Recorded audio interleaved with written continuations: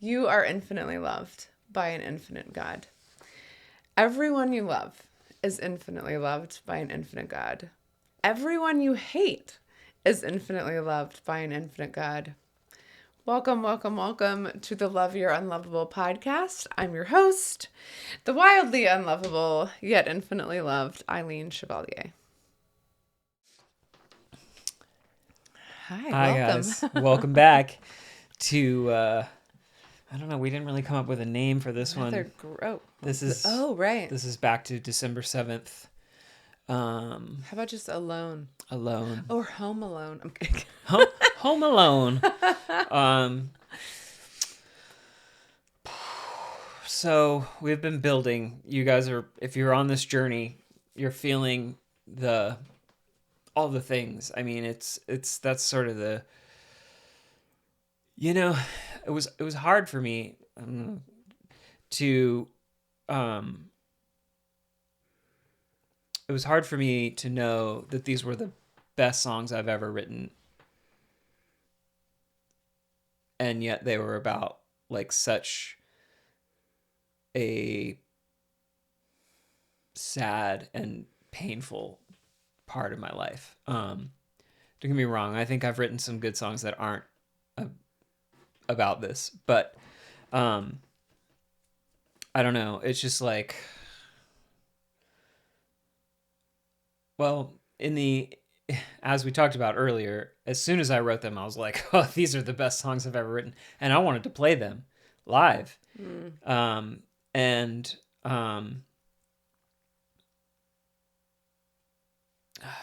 might as well just go there. So the worst night for me was the night that I played that concert in Baltimore. So very selfishly, I got myself invited to this show at this bar. I mean, it wasn't a big deal, but some friends of mine were playing, and I wanted to show them my new songs. I wanted them to be like, dang, you still got it, or whatever. It was very prideful. It was very ego-based. And Eileen put a good face on and was like, let's do it. Yeah, let's do it. And I sang a couple of Christmas songs. It was almost Christmas. It was after December 7th. So, I mean, I don't remember what songs I played. Wait, is this when we were staying at your sister's house? Yeah. That was right before New Year's. Yeah. Yeah. Was it after Christmas? Yeah. Okay. So we're getting a little out of order, but for me, I kind of feel like it's the lowest point of this time period. Yeah. And so I feel like emotionally it fits. This is the time. So we play this show. I play this show. I play a few. I think it was really only like 4 or 5 songs. And I played a Christmas We got to back up. Okay. Because before you played, your friend played. Ben. Mm-hmm. Yeah. Yeah. And all these people know you. Ben Matthews. Amazing. I love you. I really do love you. And if you ever watch this, just know that I still think about your songs. And I still think about you. And I miss you. So everybody knows Mike, and everybody in this very small circle of people in Baltimore. But yeah. But they all think you're amazing, and they miss you because you're gone. And I'm prepared. You've prepared me. Really? I know all the songs you're gonna sing. Yeah, true. I think I said some oohs on one of them. Yeah, I think you did some oohs. And it's great. I feel included. I feel safe. I feel still very raw about everything. I'm pregnant at this point in time, so very hormonal. Yeah, but we both know that you're pregnant at this point, so that helped. And Ben, who loves you, gets up and sings one of your songs. Yeah. And I decided it was a great time to go to the bathroom because I wasn't ready. Yeah, it was one of my earlier songs. To hear that. Plus, like, we'd been fighting about those songs. Anyway, I was just like, it's time for me to go. So I started to stand up to leave, and you were mad. You were like, no, stay. And I was like, no, I need to go. Because I knew I needed to go. But you made me stay and listen, and it was so horrible to have to, like, to not be able to leave and take care of myself. I just didn't want to be there while he was singing it. Everyone thought it was amazing, and was it Birds? It's a great song. And so as soon as you start playing it, everyone, like, as soon as he starts playing your song, everyone starts freaking out about it. And I don't know about freaking out. They were all super excited. I think what happened actually is Ben played after me. And since I didn't play he played before you. No, I think he played after me. And because I didn't play it, I didn't play any of the songs that they knew. Oh, are you serious? So you'd already gone? I had already gone. I just did a few of the new songs, the songs that you've already heard, the songs that are on the Mike and Eileen record, and then I played a Christmas song, and that was it. But anyway. It was clearly like a nod to you. But he hadn't, I don't think he had really rehearsed it. Yeah. Really. He just sort of just did it off. He was like, wait, you should have done this one. Yeah. This was really great. That was sort of the best one. Anyway. Up until that point, people thought it was really good. Yeah, so I think that just, for me, like... Well, it just wasn't what you needed to hear. It wasn't what I needed to hear. And then I apparently didn't let you leave, which is super terrible. I think you were like, that's super rude to Ben.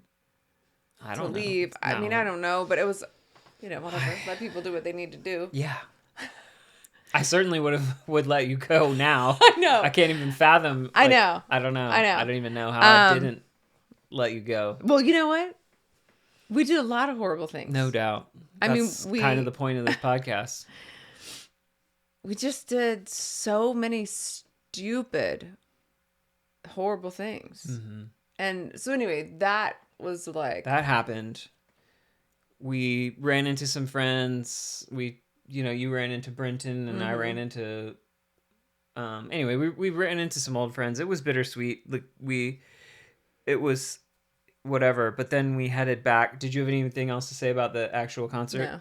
I don't either. And then we went back to my sister's. And I think that's all of this. Me airing our dirty laundry in front of people, you having to hear my old song that was about an old girlfriend.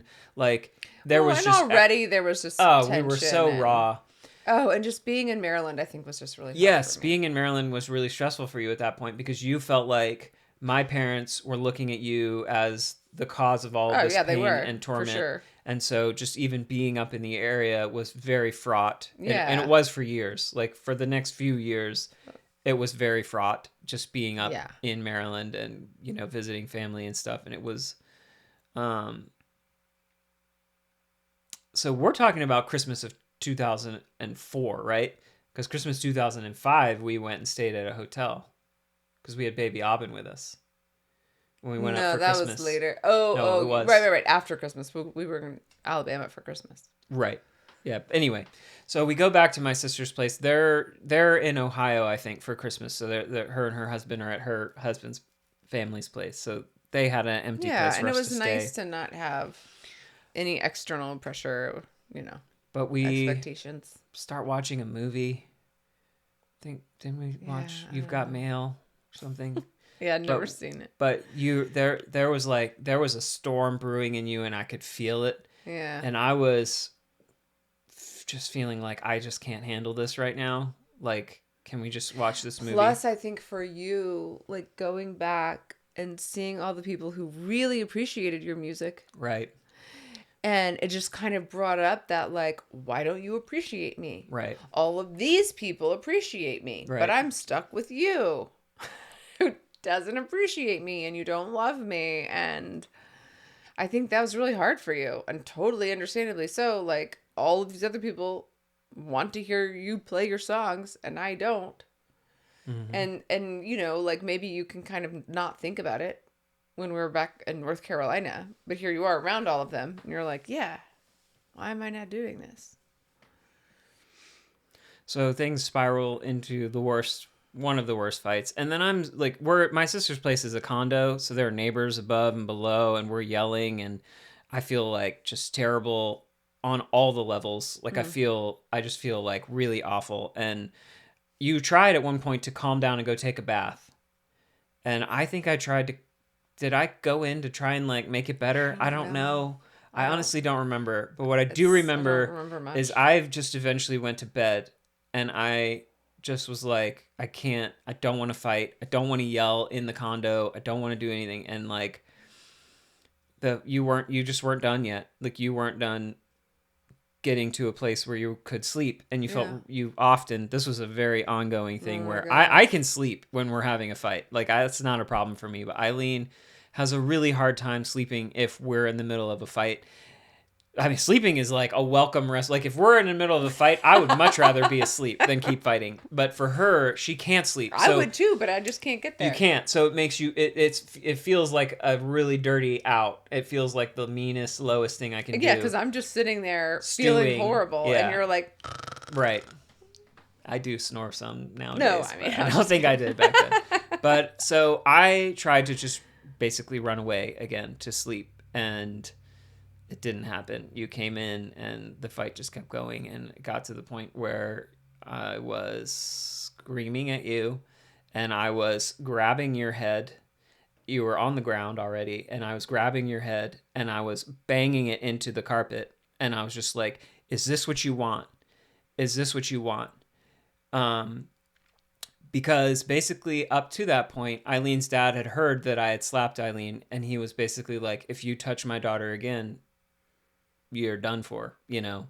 And I totally, as a father myself, I can completely understand. So I was like, but I had tried, and and I was like, okay, this is it. This is the end. Then I don't want this to be over, but it's over. It's over. It's done.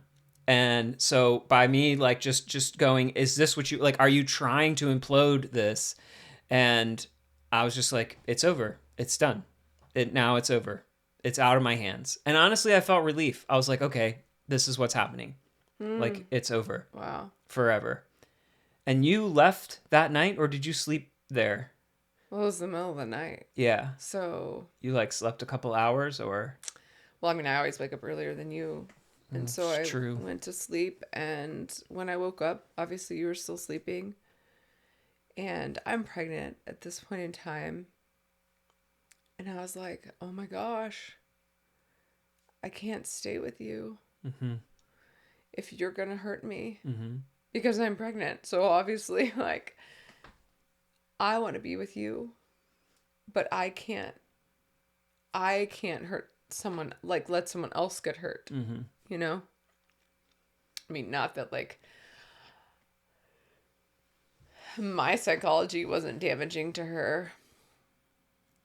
And Avin is amazing.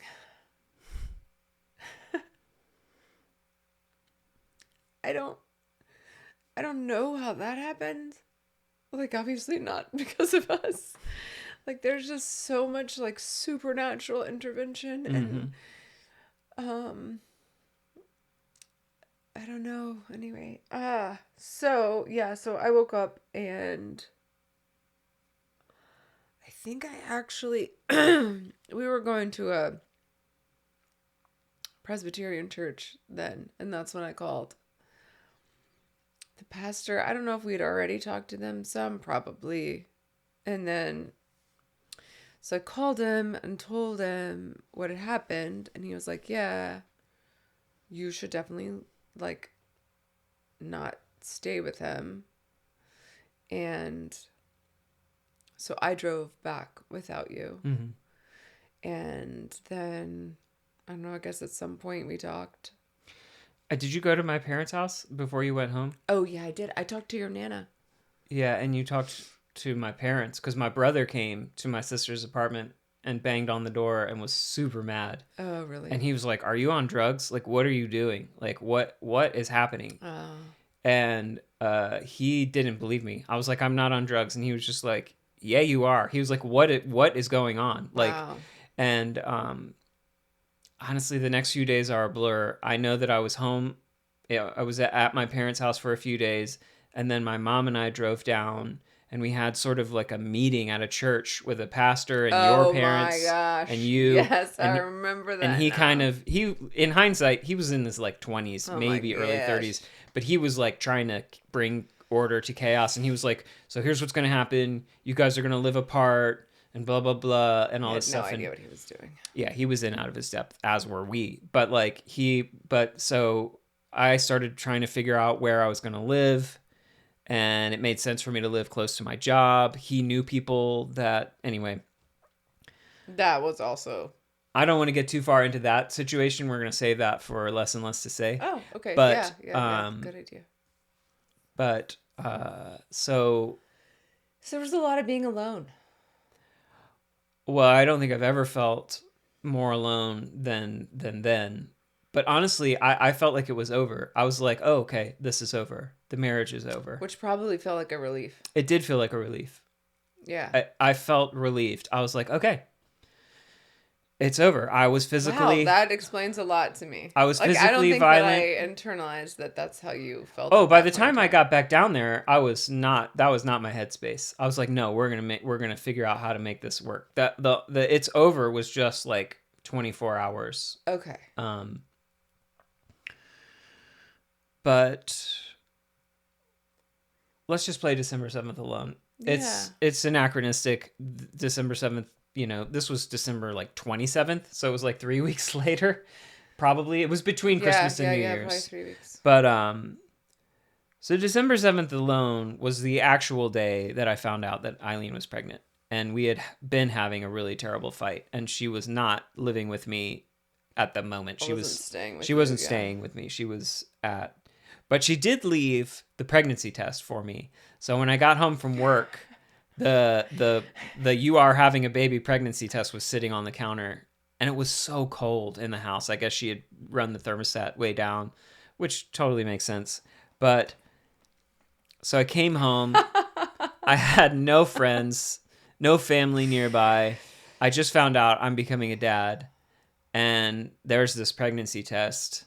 And maybe it's a little cryptic. I realize in hindsight that, like, probably without some explanation, you wouldn't. These 2 lines are telling me. Yeah, these tiny lines are telling me that you left with more than that. Yeah. But in the context of the story, hopefully it's a little more impactful for listeners. But so I'll just read through the lyrics real quick. Christmas lights are up outside, but I'm inside. I sit to eat my meal prepared of pity and pride, alone. This beer in my hand's my only friend, my only cure. Break the news, I can barely stand upon the floor. Snow won't fall, I wish it would. It would be just like a movie made for on TV Sunday night, alone. Hot dogs made of turkey meat and old corn chips are the food I had to eat the night you split. I understand just why you left. I understand, I do. This little test you left for me is more than I can chew.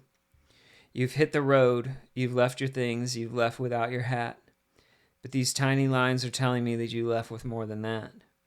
I did you wrong, I know I did, and I pray I'll make things right. That little child belongs to both of us, good Lord. My head is swimming, my body is light, my skin is wet. I'm overjoyed, I'm scared out of my mind, and I'm desperately alone. Christmas lights are up outside, but I'm inside. I sit to eat my meal prepared of pity and pride alone.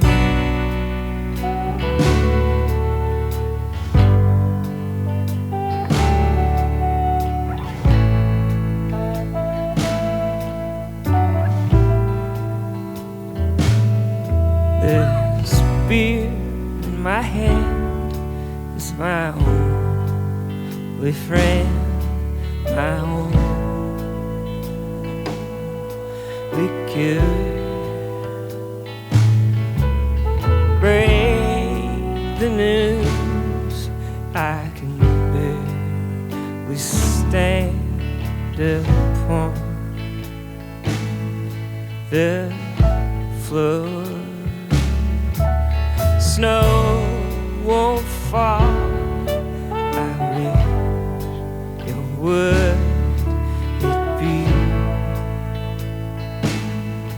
just like a movie made for on TV. Sunday night alone.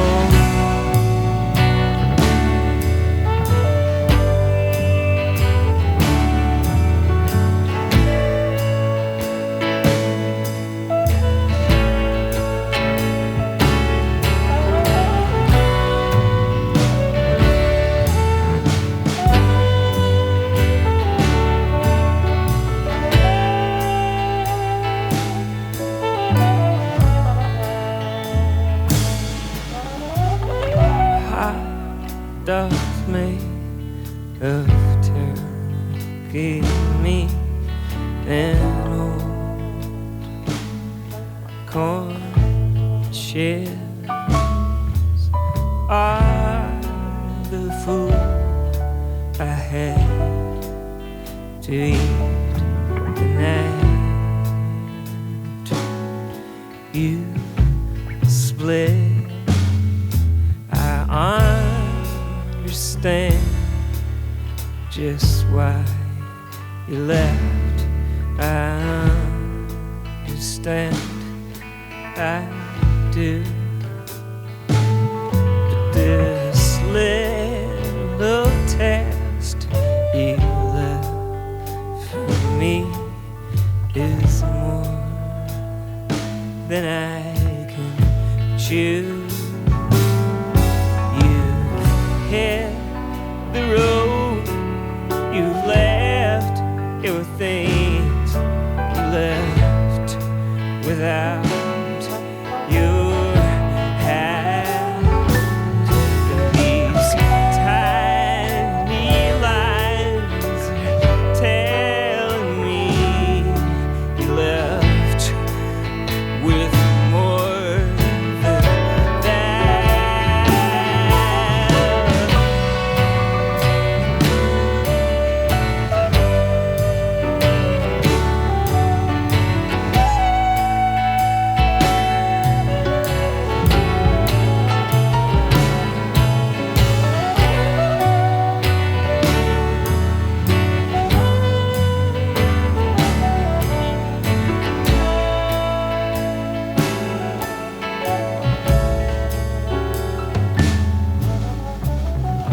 did you wrong.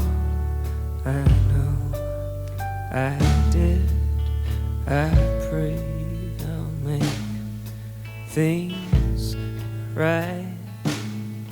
That child belongs to both of us. Good Lord.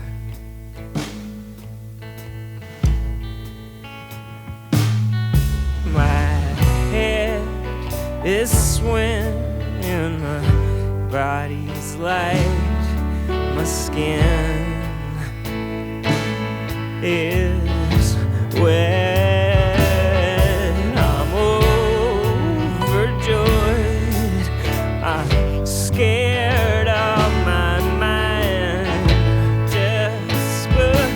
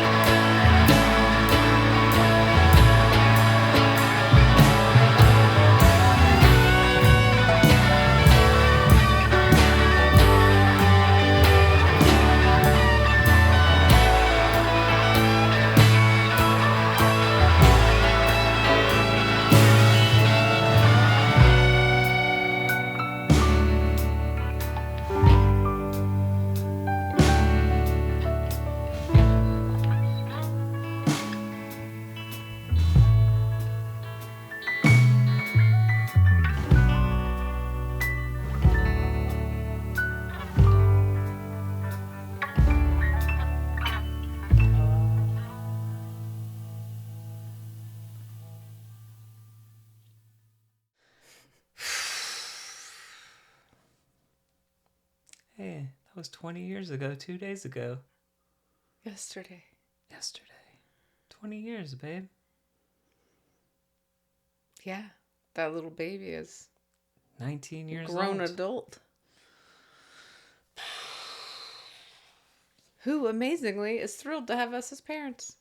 I know. Miracle of miracles. She loves us so much. And she's amazing. She's amazing. Amazing. Aubin has a light in this world. She just texted me. Yeah. I mean, I think all I ever wanted to be was a wife and a mom. And wow, I feel like, I mean, I just felt like I failed before I started with the mom thing. I mean, we were completely broke. No doubt. I had applied for some jobs. I was like in the last stage of interviews for one of them, which was at a place where I was volunteering and I really liked it. But then I was like, I mean, I wanted to be home with the kids. And so I backed out because I was like, I don't want to take a position that not have the other person get it and then me leave in however many months. Which was good. We had a lot of stuff we needed to work on. No doubt. Yeah, so we're jumping around in time a little bit, but basically when well, I don't really want to get into. So the whole like phase of going to counselors and stuff was really in the new year, and we'll talk about that in the next episode, just because I kind of associate that time period with that song. Mm-hmm. But Please Stay originally was a very a more somber song. It was still upbeat. It's not was not as upbeat as it ended up on the record, but I was like very upbeat. I was like, man, this record is so sad and so down that I need some levity in this record. So I saw an opportunity in this song and was like, let's just go ahead and Please Stay was the kindest song to me, because I mean a lot of your songs were like, I love you, I hate you, you told me you love me but you don't, I told you I'd told you but bye. Bye, Felicia. Yeah, I mean a lot of them were like really, yeah, they're really very tough. brutally. I'm about to go die. Mm-hmm. I mean, wow. But then that one, like, you wanted me. Oh, it's begging you. I was begging you to stay. Which was amazing. Yeah. I certainly. I did. You did. I'm still here. Hey. I mean, I did not expect, honestly. So, like, after that night that I was just telling you guys about, the night that I played in Baltimore and the night that I was pounding your head on the floor, I was like, it's over. I don't deserve her. I've no right to continue to be in her life. And that's fine. Like, I fully understand that. Like, I take full responsibility and it's over. And it's easier to leave. And it was easier for it to just be done. And it's so hard to stay. It's hard to stay. It's hard to do the work. The work that took so well over a decade. Years. It might still be going, but we'll see. Maybe we'll update this. And, it just took so many years for us to be, I mean, even in like a pretty stable place, which, I mean, sorry, kids. Well, there were two journeys happening. There was our relationship. There were quite a few journeys. All the journeys. There was our relationship as a marriage. There was both of our relationships to Aubin and becoming parents. There was your relationship to your past and starting to understand where this deep, but that really didn't happen. That was later. That was way many years later. But the most urgent journey, when I came back down from Maryland to sit at the round table of Where it felt like this We're decision not in our was a hands. group decision. And I mean, honestly, there's only so much you can do in either direction in any person's personal relationship with someone else. You can encourage them, you can try to keep them away from the other person, but like ultimately you're never going to be successful in either of those, I don't think. Yeah. So I think our parents were as at a loss as we were. Oh. I think that they were just completely baffled, and really just kind of Well, and for your parents, it was their first grandkid. First grandbaby on the way. Just really heavy. Yeah. Really a lot to process. I think I want to say my dad loves you. My parents just loved Mike, which was so wonderful. Like, I had dated a bunch of guys, and parents really didn't like any of them except for one, and I definitely wasn't going to stay with him. So, but my dad was talking to me about you early on after we were married and things were really tough, and he knew I was miserable. It might have even been before I got pregnant. He said, Eileen, there was this year, and my parents were both teachers, and there was some school that he was at, I think only for a year. He was like, it was the worst year. He was like, the whole year. He was like, it was just awful. I was never in a good place. And he was like, and your mom stood by me and supported me and loved me, even though I was terrible the entire year. And he was like, maybe it's just Mike's year. And I mean, he clearly loves you so much. And I think having family that supports you in your relationship is just extremely important. Like, I think if you need to leave, it's hard if they're like, don't leave. Yeah. But I think if you really want to stay, but it's hard, having that encouragement of like, yeah, it's really tough. It's really tough. And sometimes it's going to be tough. And to have that support and that encouragement, it's just incredibly helpful. So, shout out to my dad. Yeah, and both of our parents, probably every married couple, has been through seasons where it's been really tough. Yeah. And I think that, anyway, I think we're getting tired. I know I'm getting tired. Like we've taped a lot of these all in a row. We keep changing our outfits, but it's still the same day. And so I want to read the lyrics to Please Stay and kind of maybe talk through a few things, and then we'll just play this one out and call it a day. We'll play Please Stay and then totally leave. Yeah, Please Stay and peace out. But this song, I still, like, literally just today we were writing down which songs I wrote on December 6th and 7th, and I couldn't believe Please Stay was one of them. Like, it's in my mind, it's so different. Aww, and you found out I was pregnant, but I wasn't with you. Yeah, I think I was processing so much that day. Yeah. And I wasn't around to distract you. Yeah, so what else was I going to do? Just apparently eat hot dogs and drink beer and write songs, I guess. So, man, this was before I reached the point where I was just like, okay, it's over.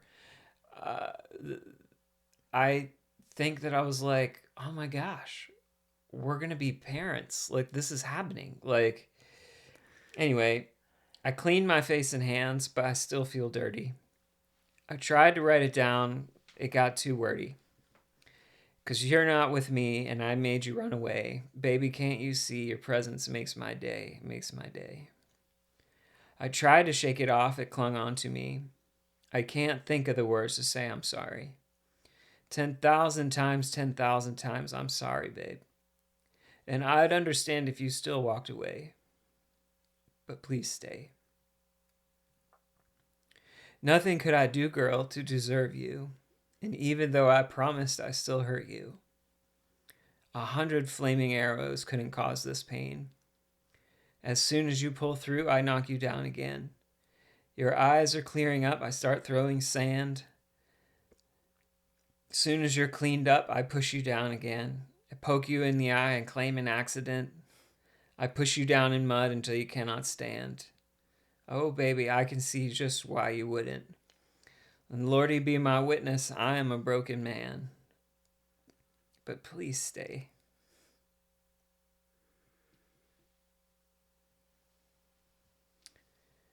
I'm so glad you stayed. Oh, me too, babe. Just reading it, it's a lot darker of a song. When you hear it's very upbeat. It's really upbeat. Music. Like I was saying earlier, the record really needed some levity. It needed some up. So it needed a little break. Yeah, just a little break. So thanks for going on this journey with us.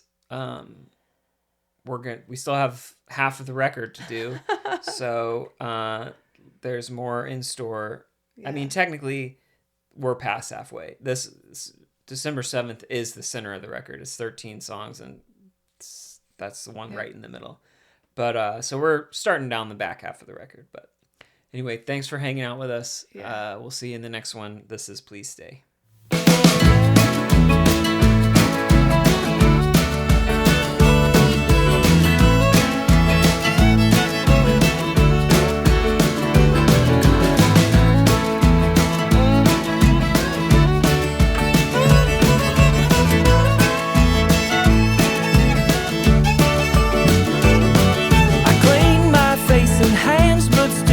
Dirty. Tried to write it down, it got too wordy. 'Cause you are not with me, I made you run away. Oh baby, can't you see your presence makes my day.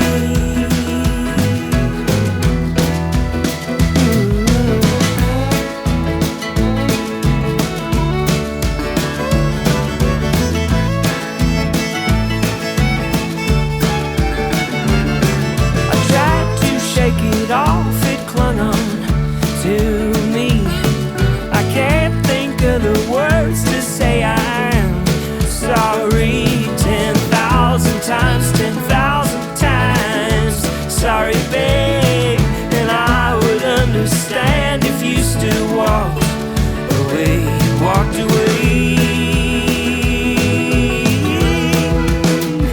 Please stay.